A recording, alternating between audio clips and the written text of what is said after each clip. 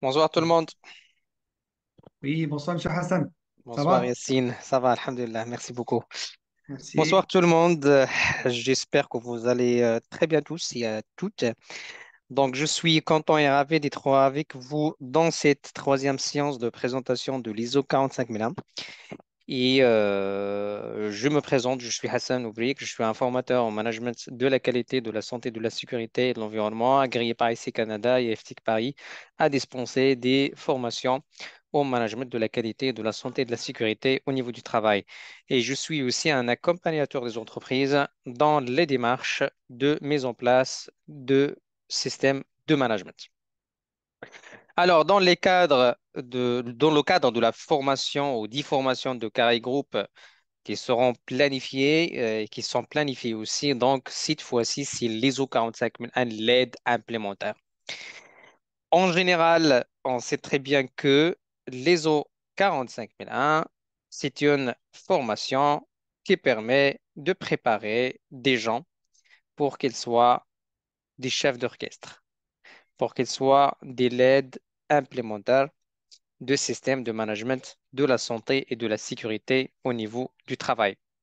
Mais avant de parler de la formation elle-même et des modalités de la formation elle-même, la santé et la sécurité au travail, c'est quelque chose qui est très important pour nous tous. Pourquoi? Parce que c'est quelque chose qu'on rencontre dans nos vies quotidiennes et dans la vie professionnelle aussi.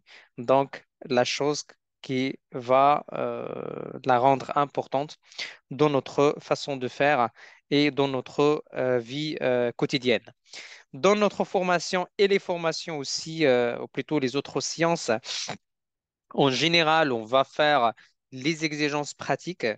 Ça veut dire qu'est-ce qu'il dit la norme et qu'est-ce qu'il veut la norme.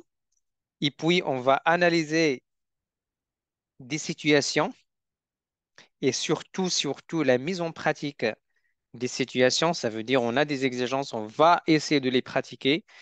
Et l'objectif, c'est de mettre en place une exigence sur le terrain d'une façon optimale et correcte. Et dernièrement, on va finir chaque séance avec un débat, des discussions, des questions qui va enrichir la formation et la discussion sur la science. Comme je vous expliquais tout à l'heure, la santé et la sécurité au niveau du travail, c'est l'objectif de tout le monde. Quelle que soit notre fonction ou votre fonction dans l'entreprise, on partage tous le même objectif, c'est de partir la matinée au travail et de revenir le soir en bonne santé et ne pas vouloir que quiconque se blesse durant son travail. Ça, c'est l'objectif principal. Pour arriver à cet objectif-là, c'est tout un système, c'est toute une culture. Mais il ne faut pas oublier aussi qu'en plus de l'objectif de la protection physique et mentale de la santé des employés, la mise en place des systèmes de management comme ISO 45001 permet aussi d'avoir un impact positif sur les performances financières de l'entreprise et sur sa réputation et son image de marque. Certes, on va voir ça en détail, mais la chose la plus importante à savoir via ce slide, c'est que on partage tous le même objectif qui est une bonne santé et travailler en toute sécurité. Comme je vous ai expliqué dans l'introduction que la sécurité, c'est quelque chose qu'on rencontre quotidiennement dans la vie personnelle et la vie professionnelle. C'est pour cela, quel que soit votre travail, certainement, il y a des situations à risque qui sont toujours présentes.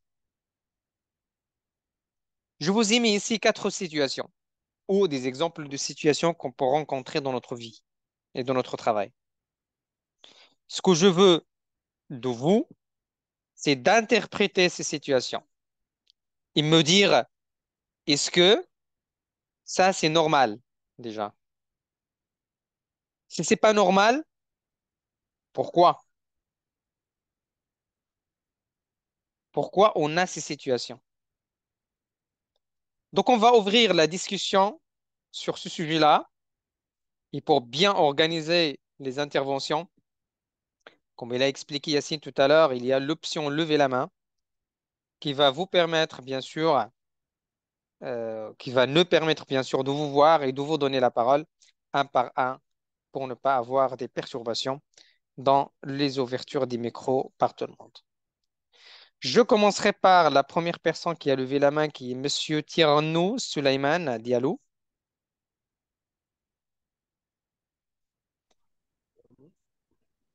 Bonsoir.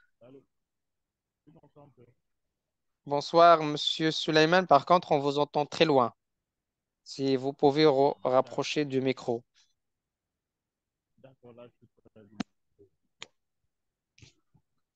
c'est bon là. Oui, maintenant, vas-y. D'accord. Bon, la question, c'était quoi d'ailleurs? Alors, la Vous avez dit question, que quoi? c'est ça, c'est d'interpréter les situations que je partage dans l'écran. Est-ce que vous voyez que c'est une situation ou si des situations qui sont normales? Sinon, pourquoi? À mon avis, c'est pas normal parce que ce sont des situations à risque qui peuvent atteindre la vie et la santé des travailleurs. Mhm. C'est ça. Très bien. Donc, Merci. c'est pas des... Ouais. Merci, Sulaiman. Je passe à Monsieur Yaou Sérafine.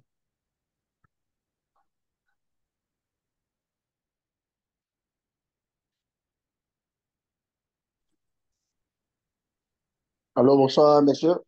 Bonsoir. Effectivement, à mon avis, je pense que c'est pas normal Ouais.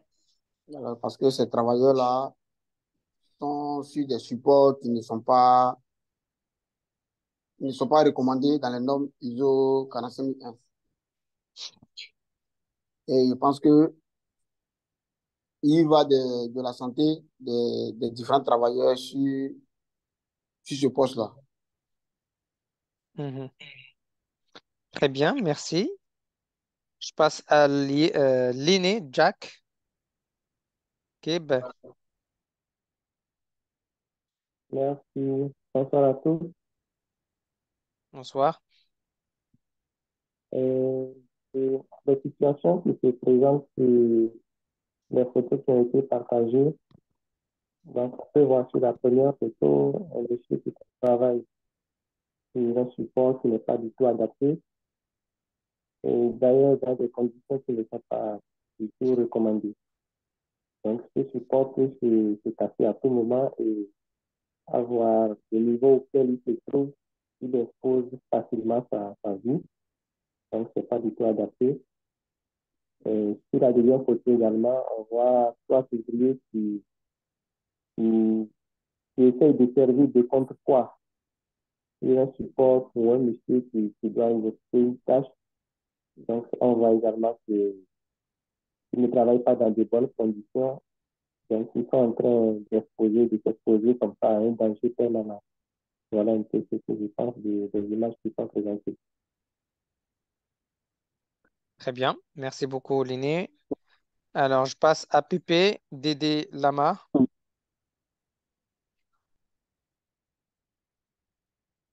Bonsoir.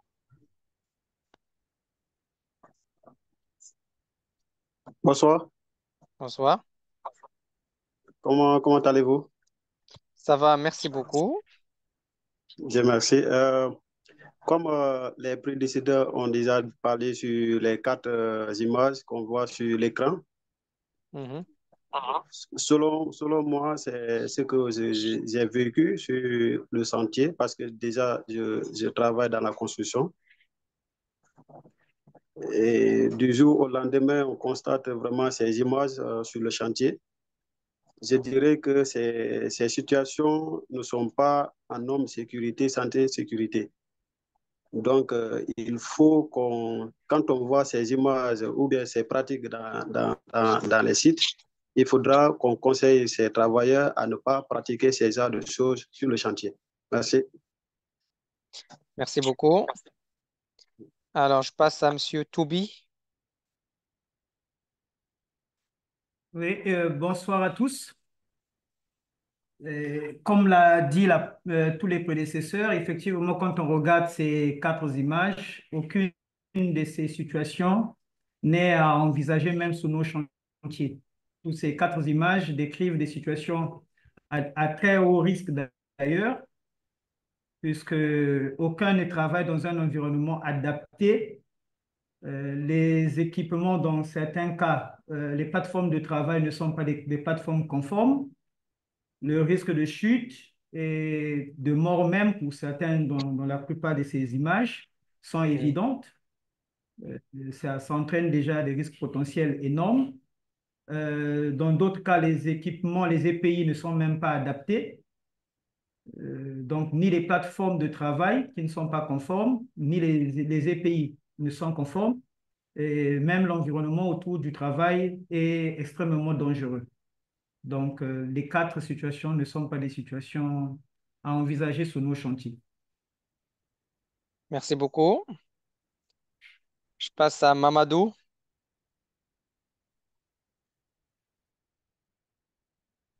Allô? Mamadou Dian Diallo.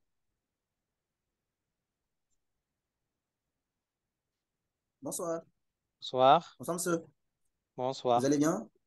Oui, merci Je salue beaucoup. tout. Super. Comme l'a dit mes prédécesseurs, je pense bien qu'en voyant ces quatre images, c'est vraiment un travail de... Je pense bien que c'est pas normal donc, pour ne pas être blanc, je pense bien que c'est pas normal. Et en faisant travailler ces employés dans ces situations pareilles. Merci. Merci beaucoup. Alors, je passe à Monsieur Prince Messamou.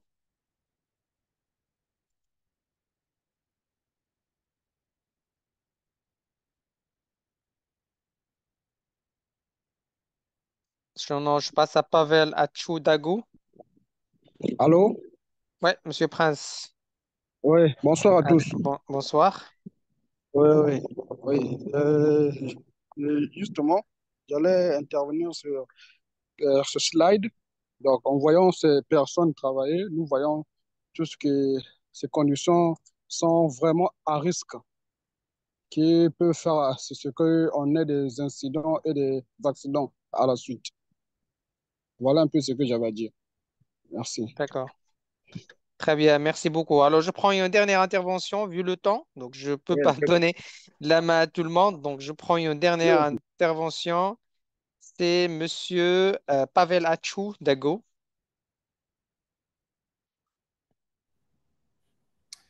Bonsoir à tous. Bonsoir. Bonsoir, chef formateur. Bonsoir. OK, comme l'ont dit les précédents, hein, toutes les quatre images mettent en exergue des situations de travail qui sont des situations dangereuses. Et donc, comme on l'a dit, effectivement, dans la première image, on a, tout comme les autres images, on présente des travaux qui sont faits en hauteur. Et on voit que dans aucune de ces images, les conditions de travail ne sont respectées, surtout les conditions sécuritaires, ce qui met en danger les travailleurs eux-mêmes. Donc, au risque D'accord. de répéter tout ce qui a été dit, je pense qu'il peut m'arrêter là. Très bien. Merci beaucoup. Alors, tout ce que vous avez dit, effectivement, c'est la réalité. Vous avez dit que ces gens-là ne doivent pas travailler dans ces conditions-là. Mais si on fait un lien commun entre ces photos-là, on va trouver que le problème, c'est pas un problème de formation, ni un problème de ressources, mais c'est un problème qui est lié spécialement à la culture et cécité qui n'est pas présente chez ces gens-là. Parce qu'on voit des gens qui ont des casques, des gens qui ont des blouses, des gens qui ont bien porté les EPI, mais ils ne respectent pas la règle de cécité. Ça veut dire que c'est question de culture qui doivent être travaillées dans l'entreprise avant même de penser à mettre en place n'importe quel système. Parce que vous pouvez mettre en place n'importe quel système dans l'entreprise. Si vous avez devant vous des gens qui ne savent pas comment faire ou qu'ils n'ont pas de la culture SST, vous ne pouvez pas réussir. D'accord? Donc, ce système de management de la santé et de santé et la sécurité au niveau du travail, il est très important à mettre en place au niveau de l'entreprise, comme on a dit dans l'introduction, parce que les risques, ils sont juste à côté de nous.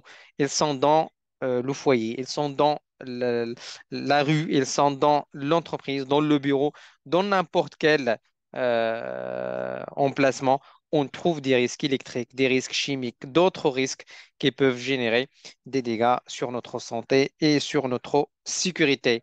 Juste à titre d'exemple, on a quelques chiffres dans l'Europe qui parlent à peu près de 1500 décès, d'accord, qui sont liés au sinistre professionnel. Ça veut dire soit c'est des accidents, soit des maladies, soit des accidents de trajet. Ça veut dire quoi? Ça veut dire que le chiffre, il est, euh, il est grand, d'accord? Il est important parce qu'on ne parle pas que de quelqu'un qui va se blesser ou de quelqu'un qui aura un écrasement de doigt, mais on parle carrément des accidents qui peuvent être des accidents mortels, des accidents dans lesquels on peut perdre les vies des personnes.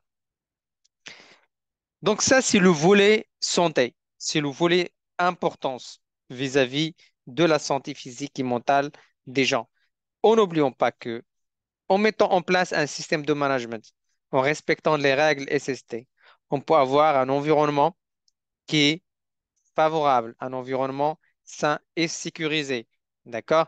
Et les entreprises, une fois qu'elles investissent dans le management de la sécurité, elles ont comme contrepartie un retour d'investissement qui est très important parce que chaque euro investi dans la prévention, ça nous rapporte presque 2,2 euros. D'accord? Et puis, on aura de la créativité et de l'innovation qui sera dans les employés vécus, ils sont très à l'aise dans leur travail et moins de turnover, les gens, ils ne quittent pas l'entreprise et moins de d'absentéisme, soit parce qu'il y a des maladies professionnelles ou des accidents ou parce qu'il y a un environnement qui est toxique. C'est pour cela, comme j'ai dit tout à l'heure, il ne faut pas faire toujours le lien entre la santé et la sécurité au lieu de travail avec l'état physique des gens. Je ne parle pas ici que de la santé physique, mais on parle aussi de la santé mentale. Même si vous avez un environnement dans lequel vous avez mis en place toutes les actions nécessaires pour éviter quiconque se blesse durant son travail, mais on a dans l'autre partie un environnement qui est toxique, du stress, du charge de travail qui est importante. Donc, on est loin de parler d'un environnement qui est un environnement de santé et sécurité. Donc, il faut lier les deux, la santé et la sécurité mentale, physique, mais aussi la santé et la sécurité mentale. Alors, pour répondre à ces deux questions, la première, la santé physique et mentale, et la deuxième, c'est l'amélioration des performances de l'entreprise par de l'investissement dans l'approche de prévention de risque. On a besoin d'un système qui va nous cadrer, un système qui va gérer nos activités proprement dit. C'est pour cela l'ISO 45001, qui est la norme d'aujourd'hui, il a passé dans plusieurs étapes pour qu'il arrive à ce qu'il a aujourd'hui. Avant, c'était le BS 8800 qui a été transformé après en OSAS 18001. Je pense que la plupart de vous connaissent l'OSAS 18001. C'est une norme du système de management de la santé et de la sécurité au niveau du travail avant 2017. Et là, en 2013, c'est le lancement des travaux ISO pour proposer une norme ISO qui traite la santé et la sécurité au niveau du travail. Et c'est une proposition britannique qui a remis en cause l'ISO 18001 avec les lois OSH 2001 qui sont les directives de l'Organisation internationale du travail pour qu'elle nous donne aujourd'hui la norme officielle du système de management de la santé et de la sécurité au travail qui est l'ISO 45001. C'est une norme qui est certifiable. Et ici, on ne parle pas de la santé et de la sécurité matérielle, ni du produit, ni du système d'information, mais on parle que de la santé et de la sécurité des employés et des travailleurs.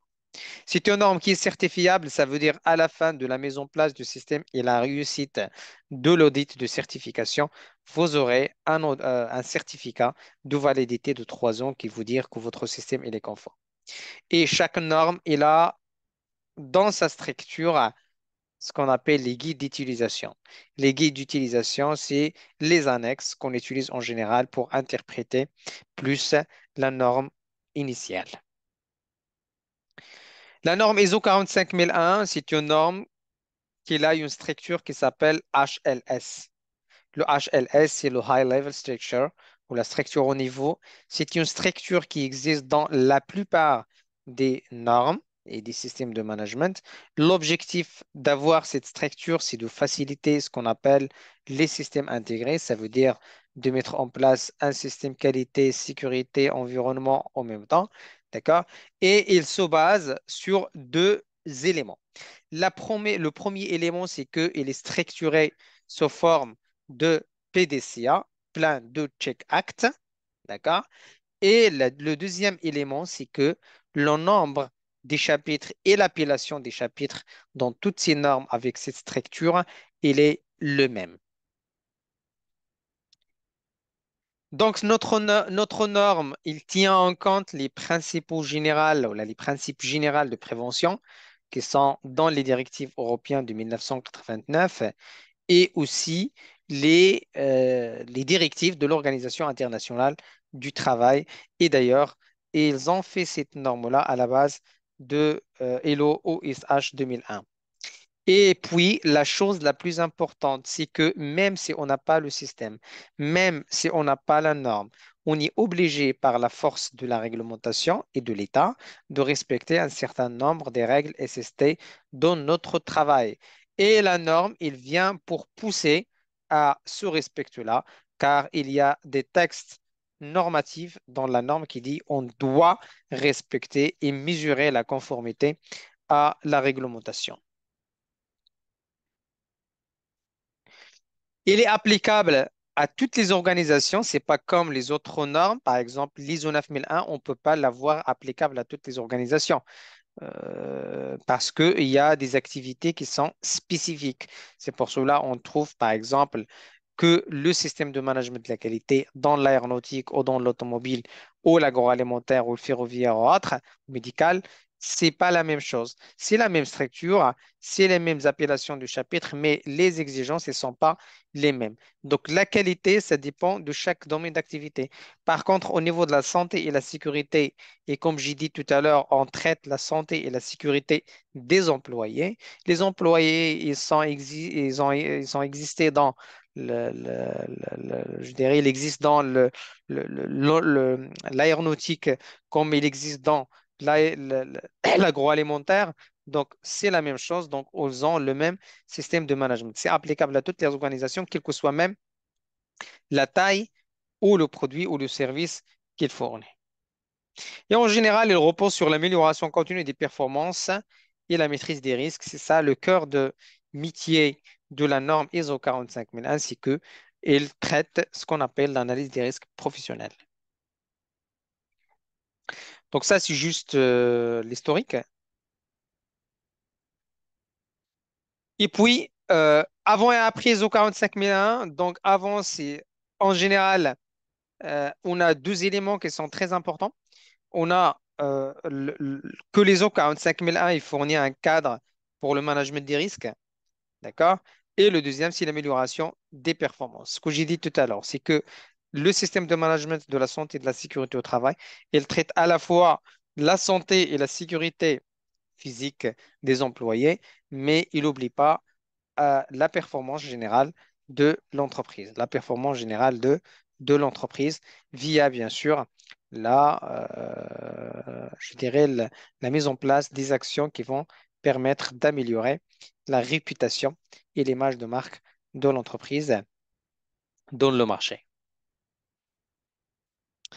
C'est pour cela il s'articule en général sur 5 principes, ou la 5 logiques, d'accord, qui est sous forme de PDCA.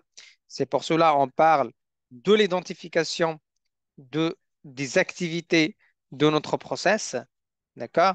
Et puis, il y a l'identification avec la participation des travailleurs de tous les risques professionnels qui peuvent impacter le système et l'organisation et de travailler pour les réduire avec des actions de prévention en n'oubliant pas une vérification d'efficacité parce que c'est ça qui est important. Il faut avoir et mettre en place des actions qui sont, je dirais, des certifications qui sont plutôt des actions de prévention qui sont efficaces pour que le risque ne se reproduira plus. Donc, les grandes tendances de cette norme-là, c'est l'humain avec le bien-être et la qualité de vie. C'est l'opérationnel avec la maîtrise des risques et opportunités et une maîtrise opérationnelle renforcée au niveau de l'entreprise, avec aussi une amélioration de performance générale. Et c'est stratégique. Pourquoi? Parce qu'on doit comprendre les enjeux de l'entreprise et les attentes, et puis avec une structure stratégique de la norme elle-même ou du système elle-même qui permet de faire ce qu'on appelle le, le- le- les systèmes intégrés au niveau de l'entreprise.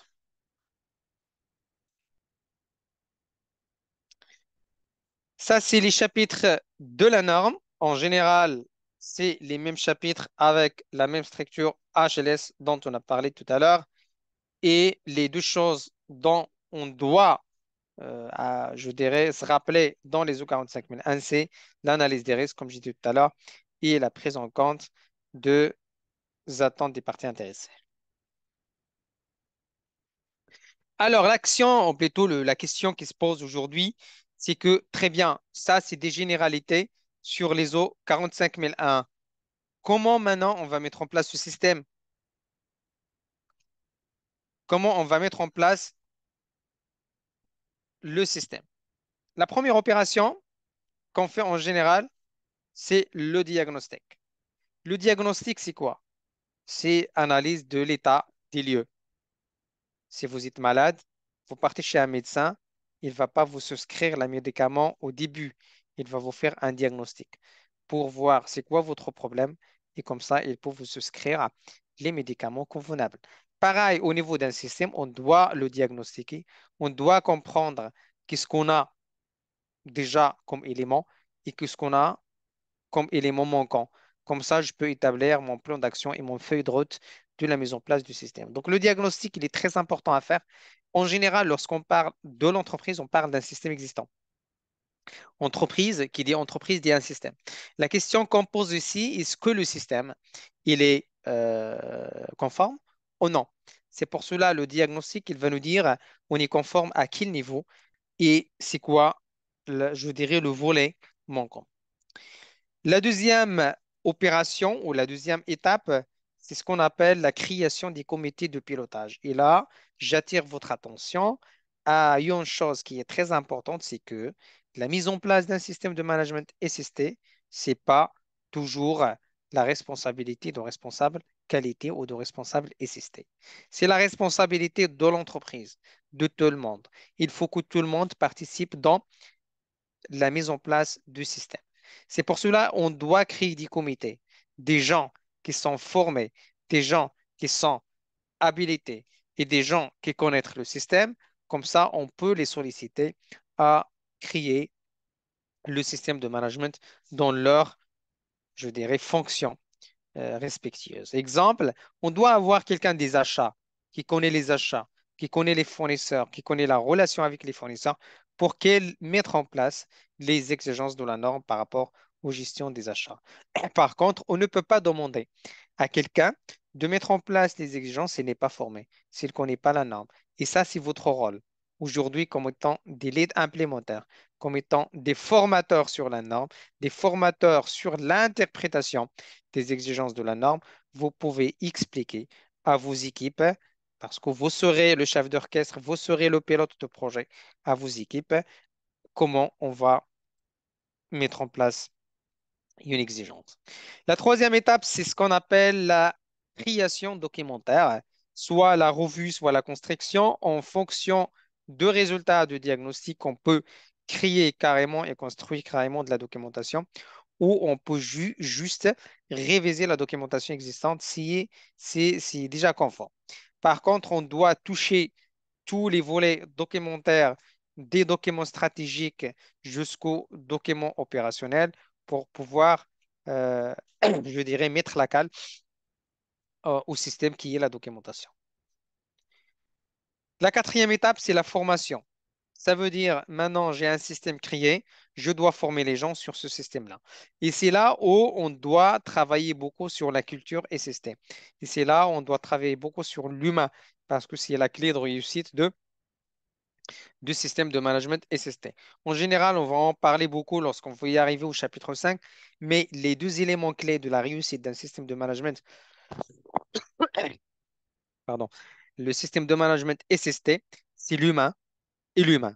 Parce que je parle de l'humain et l'humain, ça veut dire l'humain, c'est les employés, les travailleurs, et l'humain, c'est la direction, le directeur et la direction générale. Pourquoi? Parce que le premier est par le respect, le premier est par l'implication, le premier est par, je dirais, le- le- le- l'engagement, et le troisième par rapport à la mise en place des ressources nécessaires. Il doit mettre en place les ressources nécessaires pour la réussite de ce système. Alors, après la formation des employés, on doit bien sûr travailler dans la réalisation de l'audit tableau. C'est quoi la réalisation de l'audit tableau? Aujourd'hui, on est prêt. Ça veut dire on a un système, tout le monde est formé, mais on ne sait pas est-ce qu'on est prêt à 100% pour recevoir les auditeurs de certification. D'accord? On ne sait pas. Donc, il faut faire ce qu'on appelle une auto-vérification. D'accord? Une auto-vérification, un audit à blanc. D'accord? Et cet audit-là, ça va permettre à l'entreprise de voir à quel niveau elle est prête pour demander l'audit de certification. Par contre, c'est de préférence à ce que cet audit-là soit fait par quelqu'un de l'extérieur de l'organisme pour pouvoir, bien sûr, permettre à l'œil nu de vérifier le système. Parce que si vous le faites vous-même, parfois, vous pouvez passer devant ou à côté des non-conformités sans toutefois les voir. Donc, c'est mieux à ce que quelqu'un en externe, euh, euh, voilà, donc quelqu'un de l'externe pour réaliser cet audit et nous donner les éléments nécessaires. Maintenant, et une fois qu'on est prêt, on va demander à un auditeur. Monsieur l'auditeur, vous pouvez venir parce qu'on est prêt à recevoir le certificat. Il va nous faire un audit la première année qui s'appelle l'audit de certification. Cet audit de certification, il va vérifier la conformité de notre système de management SST. Si c'est OK, bien sûr, voilà, il va nous dire que c'est bon, vous pouvez maintenant avoir le certificat. Si c'est pas bon, bien sûr, on doit corriger ce qu'on doit corriger afin d'avoir le certificat. Après, il y a la deuxième année, la troisième année, ça, c'est des années de suivi. Ça veut dire, elle va venir pour nous dire, messieurs, est-ce que vous êtes là? Est-ce que vous êtes toujours là? Est-ce que votre système, il est, je dirais, euh, amélioré, il est suivi, il est en amélioration. Et dans la quatrième année, il vient pour nous dire, messieurs, je suis là pour vérifier est-ce que vous avez toujours un bon système Comme ça, je peux vous donner un nouveau certificat. Si c'est OK, il nous donne le nouveau certificat. Si c'est pas OK, bien sûr, la même chose, on doit répondre aux exigences. OK?